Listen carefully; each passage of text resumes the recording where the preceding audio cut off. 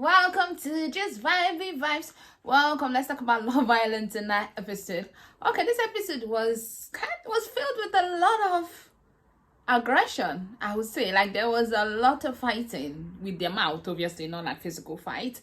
Yeah, they were so defensive. It was a defensive episode. Like, we can literally call it the defense team. Okay, Gabby and Casey had their date. It was like the usual Love Island date. Honestly, there was nothing too special about it for me. And for some reason, I don't trust Casey. I don't know. It started today. I'm watching and I'm like, do I even trust Casey?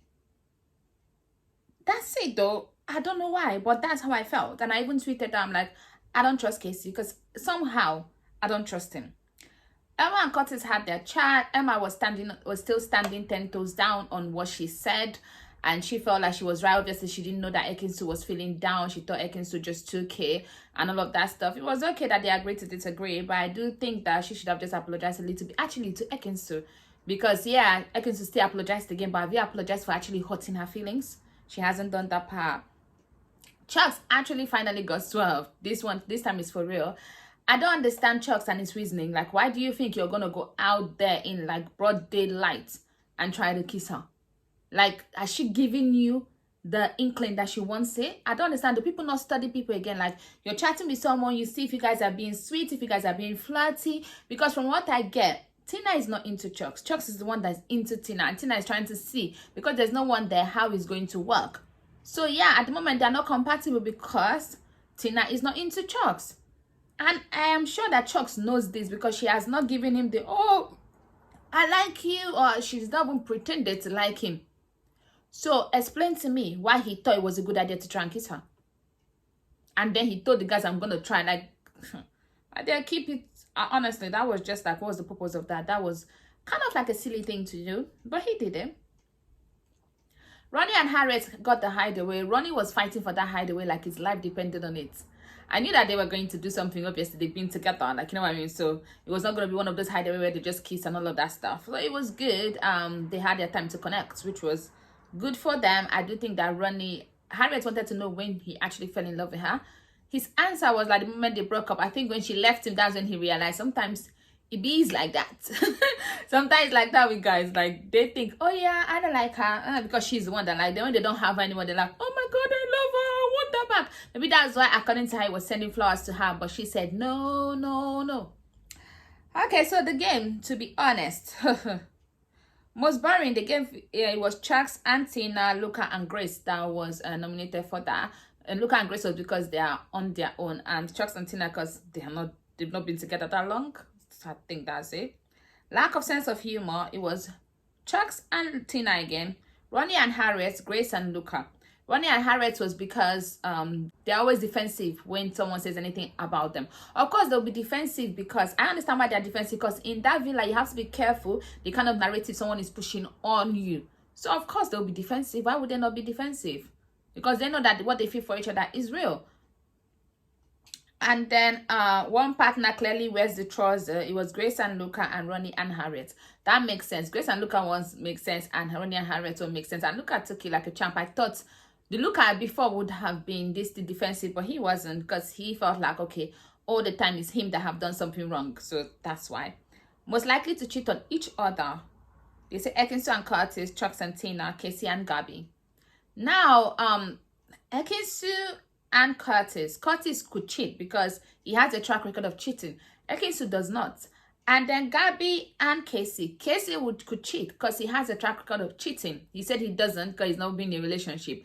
My dear, you're in a situationship and you're sleeping like that. That's just recipe for cheating anyway. We shall see. But I feel like Gabby would not. So, and then Chucks and Tina, yeah, because they're not even into each other. Like, Tina is not into him, so Tina is gonna definitely. And I feel like Chucks would if someone else was there. So at the end of the day, yeah, those are the only two people that I think like would cheat on each other, because they each other, not one person cheating on the other person. So yeah, and how would you even know this? And then most likely to get caught looking at each other's phone. They say Katrin and Omar, because Katrin always looks at everybody's phone, like she's always checking people's phone to take pictures and all of that stuff. Ronnie and Harriet, they say because Harriet said she's done it before. Harriet said no, I've never done it before. Curtis and Ekinsu, I don't know what their reasoning was, because they were on Curtis and Ekinsu. You know, all of them then telling Curtis, oh yeah, try your connection, just try to see if it's real. Of course, you locked it up too soon, blah blah blah. Now it is all backfiring. That's the reason why they are nominating them for everything. And then Elma and Sammy, I don't even know why they thought Emma would, which I don't think she would. Honestly, most of this thing, they have to choose someone anyway, so I don't blame them. People were literally arguing for their life, like they were defending themselves. Which couple most likely to ditch their partners for a red carpet event?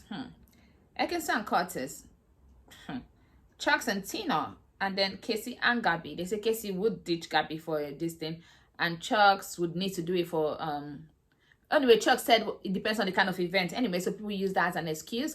But they said Chucks, I don't know what kind of business that Chucks has, but the business might require him going for some event that Tina may not want to go to. That makes sense. Now Ekinsu and Curtis, I don't know. Yeah, I think they kind of all make sense. But yeah, then I say, which couple are in it for the clouds?